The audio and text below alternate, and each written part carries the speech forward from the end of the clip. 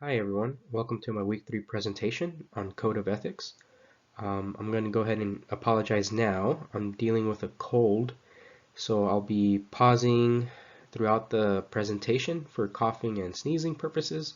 So if the audio sounds a little bit choppy, it's because I had to pause the recording to deal with that. So let's get started. For my profession, I work in the water industry. More specifically, I work at a wastewater treatment plant. I'm a wastewater treatment plant operator.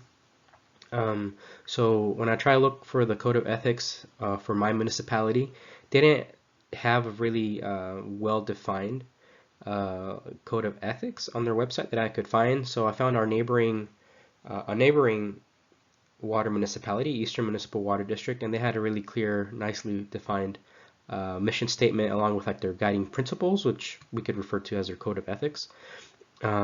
So their main mission statement is, to provide safe, potable water to their customers, and provide clean water treatment to their wastewater treatment plants. Some of their guiding principles is, they have a strong base in community, innovation, integrity within their workforce, respect and responsibility, just showing that, part of their code of ethics is making sure that they're transparent and fully engaged with the community that they serve for their responsibilities for treating and providing clean, potable water to their customers. On another note, more specifically, as an operator myself, when we do these certification tests for the state of California, we also have our own code of ethics on a more personal level. So when we take these state exams, there's certification program ethics. So some of the ones I'll read off here real quick is to protect public health, themselves and their coworkers' property and environment, to represent themselves truthfully and honestly throughout their entire certification process. So again, there's another subset of code of ethics that we as individual operators take on in our profession as wastewater operators in the industry. So in order to provide the best services to our customers and to the environment, we're honest with our reporting to the state.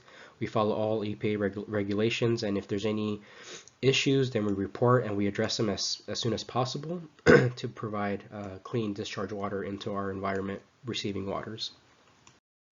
I grew up in a Catholic household. My parents are from Mexico, so they have very strong roots in the Catholic religion. When we used to go visit my grandma in Mexico during the summer, she'd always have us pray with her the rosary before going to bed. So this religion has been a big part of my life growing up. The picture here in the middle is of St. Anthony's Church in Riverside, where me and my wife got married. And looking at the Code of Ethics, their website didn't have anything specific, but for the Archdiocese of San Bernardino, they stated 3 main mission statements. One was for family, one for community, and one for society. So they have very strong commitment towards helping families stay together or helping bring up families from bad circumstances into better circumstances. Community-based, they want to make their communities that they serve better and more holistic. And society, which I found really interesting, was their efforts to reach across other avenues, or not necessarily just within the Catholic religion, but allowing the lending of help towards anybody who needs help, regardless of race, religion, or skin color. And then part of their other code of ethics, excuse me, they have these 4 values, which is hospitality, faith sharing, reconciliation, and collaboration, which makes up part of their core values for the Diocese of San Bernardino. I would say that the code of ethics between my profession and my religion tend to agree with each other more than disagree.